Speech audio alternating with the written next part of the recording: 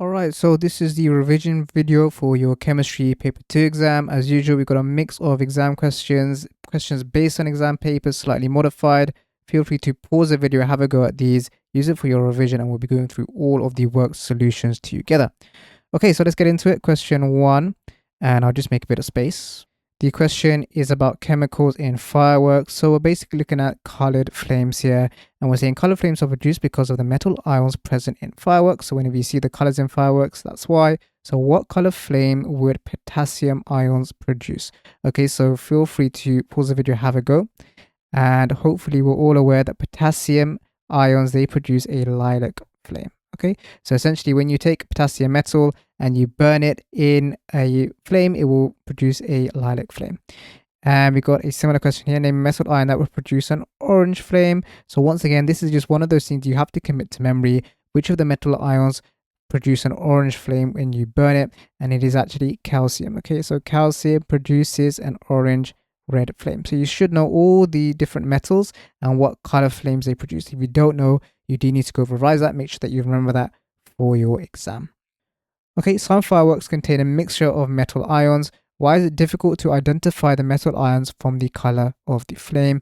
So again, it's a 1 marker, so you don't need to say anything too advanced. But if you've got a mixture of metal ions, then why would it be difficult to identify it from the color of the flame? Well, what do you think would happen if you burn, for example, as we saw before, calcium and potassium together? Potassium produces lilac, calcium produces orange. So why would it make it difficult to identify that you got potassium and calcium in there?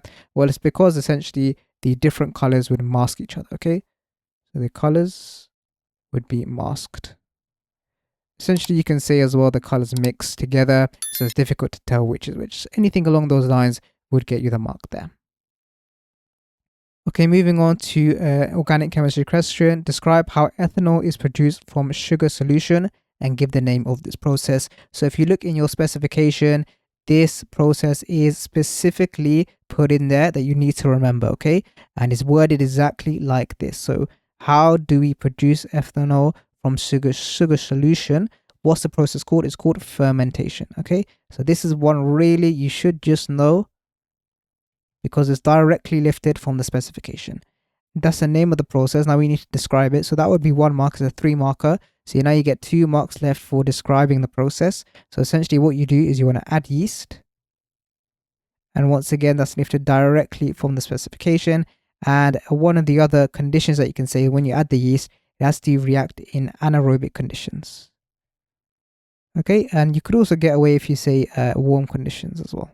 If it was warm, that would also give you a mark. Okay, so again, it's one of those straight from the specification. If you haven't read the specification yet, I do recommend you do that before you go into the exam. All right, let's keep going. Figure 2 shows part of the displayed formula for ethanol. Complete figure 2. So again, it's organic chemistry. We just need to draw out the formula for ethanol. So hopefully you should be able to work this out really. So ethanol we know is going to be 2 carbon atoms. You can get that from the prefix here. Methanol would be 1, ethanol would be 2, and so on like that. And so if ethanol is 2 carbon atoms, and we know that the functional group of an alcohol is OH, so we should be able to draw that straight away. That's going to be linked over here. Now be careful you don't draw it like this. You actually want to draw all the bonds, so you need to draw the O bonded to the H like that. Okay, so that would be the first bit, and then basically because it's an alcohol, you need to draw the remaining hydrogen atoms. So you'd have a hydrogen over here, and a hydrogen would also be down here. Okay, so that would be enough for the mark, and that is basically the displayed formula for ethanol. Next part of the question, name the gas produced when sodium is added to ethanol. So again, it's one of those that you should just know the reaction of alcohols with certain substances. Sodium is one of those substances. Whenever you react an alcohol with sodium, you end up producing hydrogen gas, okay? So you should be able to write that down, that is hydrogen gas that you do produce. And the next part, methanol is used to produce methanoic acid. What type of substance reacts with methanol to produce a methanoic acid? Now, a lot of students might struggle with this question because you're trying to figure out specifically what reacts with methanol to produce methanoic acid. But note what the question actually says over here. What type of substance reacts with methanol? Okay, So what is the type? And again, this is one lifted straight from the specification. You need to know the reactions of alcohols with certain substances, okay? And one of those substances is what the substance that produces methanoic acid. So I'll give you guys a second to pause the video, have a think. And actually over here, all you'd have to write is oxidizing agent. Okay, so again, straight from the specification, if you look at the specification, this is in there, okay? When an acid reacts with an oxidizing agent, when an alcohol reacts with an oxidizing agent, you produce an acid. Okay, so you guys do need to know that one. Okay, the next question is actually a 6 marker on the Haber process. So the Haber process can come up on your paper too. It's a pretty popular topic, but it doesn't come up all the time. But still, I think you'd be a bit silly not to prepare for it. Okay, so let's go through this question then. The equation for the production of ammonia in the Haber process is N2 plus 3H2 goes to 2NH3. And what you'll notice, obviously, as we should know in the Haber process, is a reversible process, a reversible reaction. Okay, so the reaction goes both ways. The fourth reaction is exothermic. The conditions used are a temperature of 450 degrees Celsius, a pressure of 200 atmospheres, and the presence of an ion catalyst. Okay, so we can underline all of those key facts, and this one as well. Explain why these conditions are chosen for the economical production, and again we'll underline economical production of ammonia in the Haber process.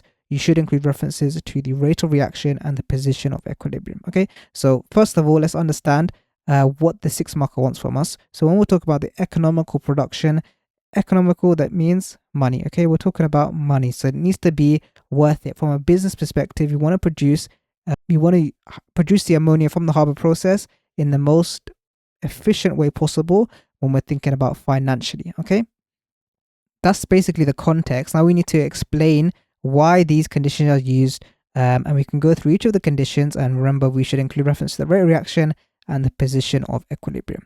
Okay, so the first one then is the temperature of 450 degrees Celsius. So it's a 6 markers. Think about how you're going to lay this out. So what I would do is talk about each of these factors in turn, and then you can tie it all together at the end as well. Okay, so let's go through it then. So for the temperature of 450 degrees Celsius, what can we say about that? Well, the first point that you could make is that a higher temperature, what would that result in? It would result in a higher rate of reaction. So I'm just going to write ROR. You guys should write the whole thing out, okay? So it gives a higher rate of reaction, and that is because essentially there's more frequent collisions.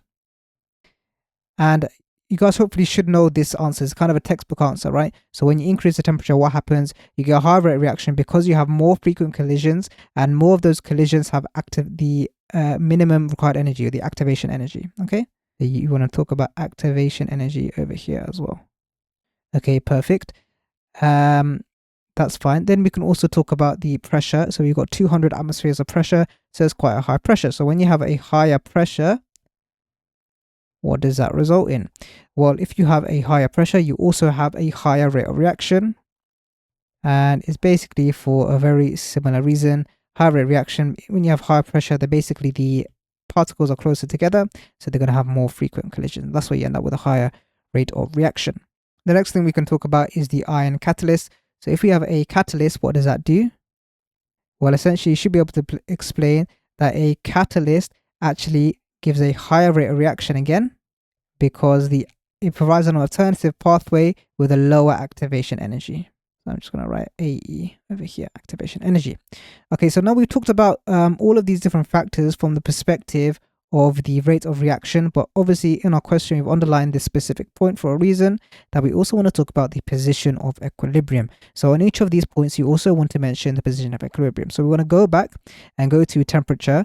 Okay, so we'll do it in a different color, and actually just to make it clear, I will underline this in blue. So we're talking about equilibrium now. So what effect does increasing the temperature have on the position of equilibrium? So when you have a higher temperature, it shifts the equilibrium to the left, okay? It goes to the left, and that is because the reaction is exothermic. And so basically we're told in the question, right, the fourth reaction is exothermic. That means it produces heat energy, okay?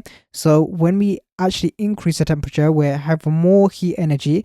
That actually means that the backwards reaction is increased, okay? Or the reverse reaction is increased, and therefore the equilibrium point is shifted further towards the left. Remember, essentially the way you can work out what happens is that essentially whatever condition you produce from the forward or backwards reaction, it will work to move towards the middle. Okay, so if you take this reaction, then you put it in really cold conditions, it will try to heat up again. So that will mean the forward reaction would be the equilibrium point would be biased towards the forward reaction. Okay, if you put it in really hot conditions, the reaction or the mixture will try to cool down again. That means the reverse reaction would be biased. Okay, so the equilibrium moved to the left. So that's essentially what we explained here.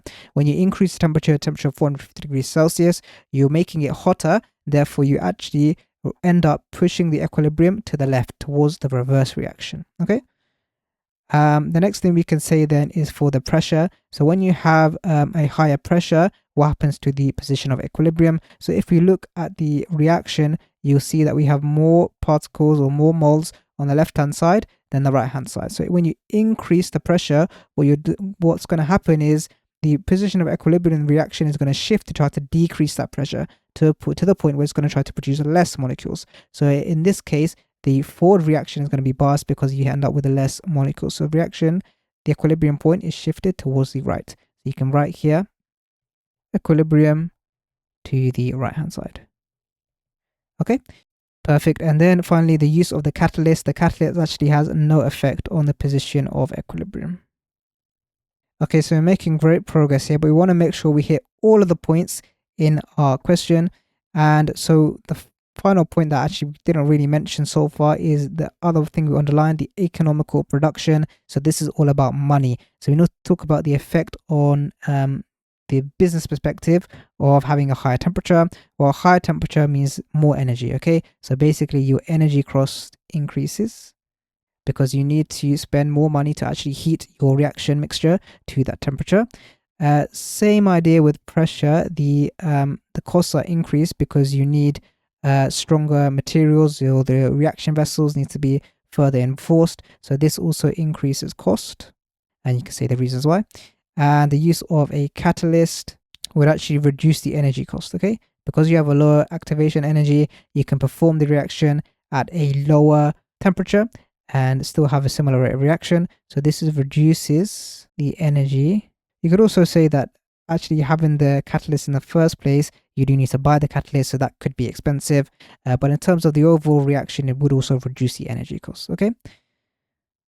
So essentially now then we can see the different effects that each of our different factors have. And so now we just want to tie it all together. So explain why these conditions are chosen for the economical production of ammonia in the Haber process. So we just need to explain, okay, this is the effect that each of the conditions have. So then why do we go for a temperature of 450 degrees Celsius, a pressure of 200 atmospheres, and the presence of an ion catalyst? So essentially what we need to say is that the temperature that we choose is a compromise between the rate of reaction and the cost.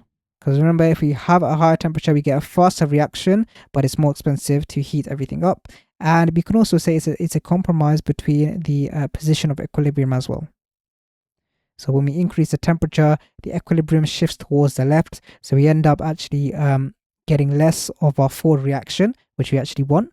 And so we need to consider that in our chosen temperature as well. So it's basically the compromise of all of these different factors. The pressure as well is also a compromise. And the pressure is mainly a compromise between the yield, or the rate of reaction, and the cost. So once again, when you increase the pressure, it gets more expensive. You need better equipment. But it does also increase the rate of reaction and the yield as well, because it shifts the equilibrium towards the right hand side. Okay, so you can say all of those different factors basically contribute to why we end up with the conditions that we do choose, where the temperature is a compromise, the pressure is also a compromise, and the catalyst is chosen to reduce the energy costs. Okay, so hopefully that explains that. That will be more than enough to get you all 6 of those marks. You probably don't need as much detail here, but you should be comfortable writing about the Haber process in this much detail and know it to this much detail. Because although the question, you might not get another 6 marker like this, if the Haber process does come up, if you know all of this surrounding it, then you'll be in a really, really good position to answer any kind of question based on it.